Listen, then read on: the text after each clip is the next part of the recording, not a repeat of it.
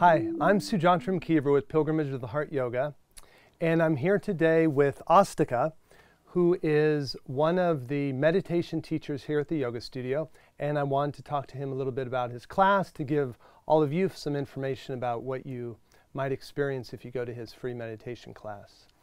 Welcome, Astika. Thanks very much. It's a pleasure to be here. So, Astika, we offer a number of free meditations at the yoga studio. Your class requires that one attend four classes, introductory classes, before you come to the actual meditation. That's right. It's for the comfort and the well-being of the person attending the introductory classes, so that when they get to our class, they know just what to do and how to fit right in. And how would you describe the essence of the type of meditation one experiences at your class? Well, we follow, as much as is practical in American society, the format of Japanese Soto Zen. That is a particular style of meditation requiring a certain kind of discipline, and it focuses on silence rather than, say, other techniques like visualization. And in that silence, is there a practice inside that silence? So I'm sitting motionless, I'm not talking, but inwardly, am I visualizing? Am I repeating a mantra? What am I doing? I see what you're saying. No, what you're doing is you're listening for your own internal silence. We sit with our eyes open, but our eyes are not focused outwardly on any particular thing. We turn our mental gaze inward to the center of our being, and we listen to the center of our being, and we concentrate on breath, so that mental noises, thoughts, and even outside noises fall into the background and ultimately disappear, so that we can hear and feel the innate silence within ourselves. And what am I learning, what's an individual learning at the 4 introductory classes that prepares me for the meditation? Well, with our first class is called Motivation, and basically it's where you get to talk about what you hope to achieve from your meditation. Everybody's got a goal and an expectation. And then we talk about whether or not Zen is actually for you or not, whether or not you'll get out of your expectations what you're hoping for by sitting with us, and whether our general philosophy actually matches up with your particular desires. The second class is going to be on philosophy, a very general overview of the philosophy, and also on terminology, because if I say something like samadhi or dropping off body and mind, which are 2 terms and phrases commonly used in Zen, you won't know what they mean if you just wander into the class and hear me talking. Only in the third class do we actually get into the formal practices of sitting, how the posture goes, how we concentrate on thoughts, how we deal with thoughts when they arise, and also with a certain etiquette of sitting with a group. Because in Zen, we're not just sitting for ourselves, we're sitting for the benefit of the whole group. And the fact that we're doing that elevates our sitting because it gives the group's energy to us as well as our energy to the group. So then finally, the 4th class is called Kinhin, which is just the formal form of meditative walking that we do. How to hold your posture, how to step, how to breathe, and how to take your samadhi off the cushion of sitting meditation and put it in motion as you walk around the room. So those are our 4 classes, and you don't have to come to them in a particular order. It's set up so that you can come anytime you'd like, jump in the process anywhere you like, and take as long as you like to complete the introductory courses. In your discussion of the philosophy, you mentioned the word samadhi. Yes.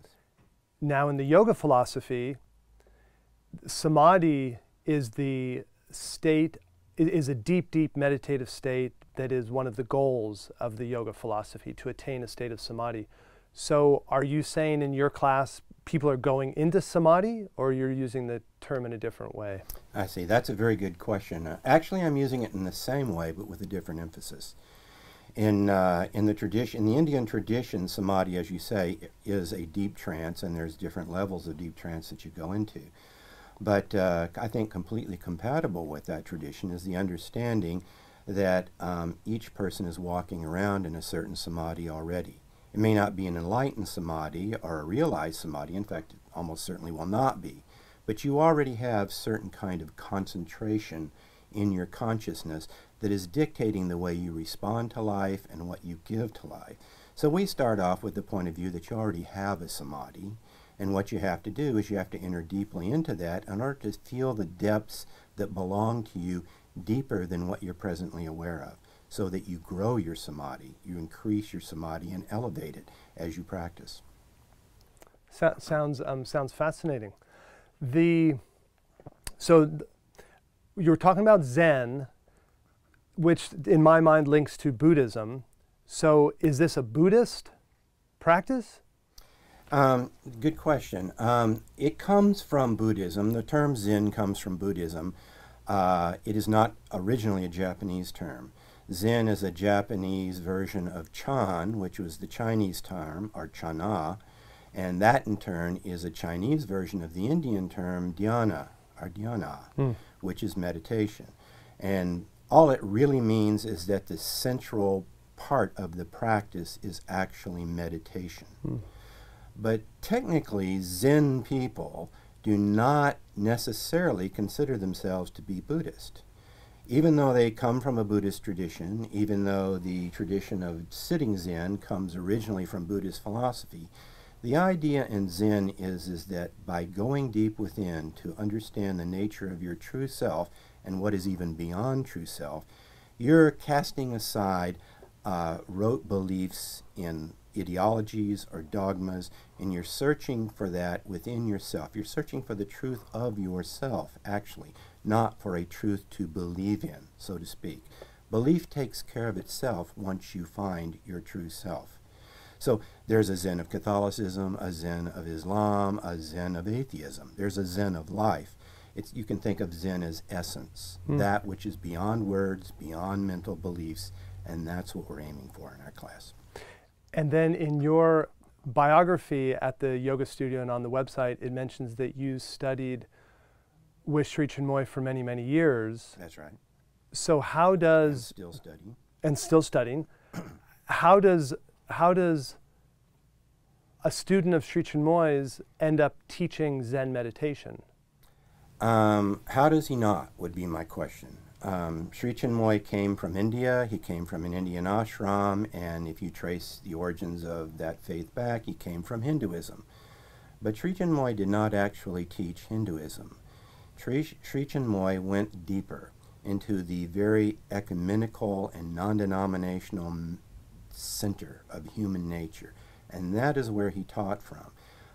There are many videos and many books where Sri Chinmoy is meeting with Islamic, Christian, Buddhist teachers, and at that time, if you're a student of Sri Chinmoy and you understand his consciousness, you understand that he's entering into their samadhi and going deeper than that and giving them light, opening the light that they have themselves that might be somewhat blocked by certain kinds of mental beliefs.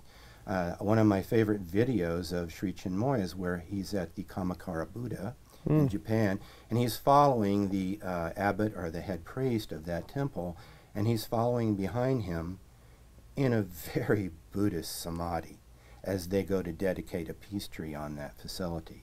They in turn allow him to play his music and give a concert at that site to express his philosophy, because as people of Zen, they realize that even though he's wearing an Indian dhoti and from a Hindu background, what he is really expressing is the true essence of Zen in life. And so the expression that you like to teach from is the Zen tradition. You find... Because people know that in America. People know it. They're familiar with the general aesthetic of Zen. They trust Zen because Zen has a very high ethical reputation that's still intact. And it's a simple practice. That's the most important thing. You don't have to study a great convoluted or detailed religious philosophy. You just start by sitting. In fact, Soto Zen, in one definition of it, is just sitting.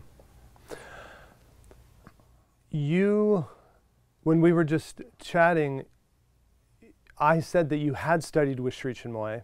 Sri Chinmoy, of course, passed away in 2007, and you said you still study with him.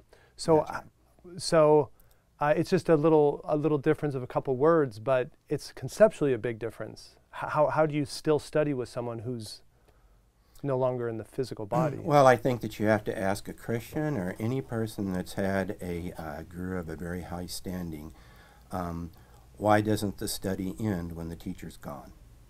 It's because the teaching is vast, more vast than the human life or the human biography of the teacher.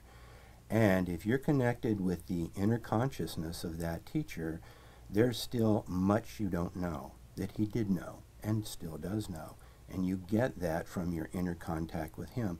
And this knowledge is not so much about facts or belief systems. In fact, it's very little about that. It's basically how to carry yourself, how to develop your heart, how to reach out to other people. All the various ways that my teacher reached out to other people, I'm trying to emulate as soon as I feel I'm capable of doing that. And you said if you can connect with the teacher's consciousness, so whether it's I'm trying to connect with Jesus's consciousness or Buddha's consciousness, how do you connect with consciousness?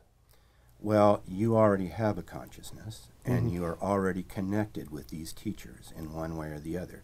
And much to people's surprise, some people's surprise, we're not connected to just one teacher.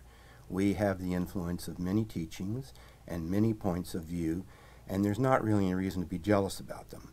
They all integrate into ourselves, and ultimately in the practice of Zen, or I would argue ultimately into the practice of any religion, once you find your true self, your deep psychic and soulful nature, all of those mental issues are reconciled, and you now are in perfect contact, not only with your teacher, but with all teachers. Well, Astika, I appreciate you coming in and taking a few minutes, and I hope that Astika's elucidation of the class will inspire everyone to come take the class. I thank you very much for having me. And I just want to say one other thing. Yes. You come to my class, do not wear a tie. Dress comfortably. This is Sujantra. Thank you very much, Astika. Thank you.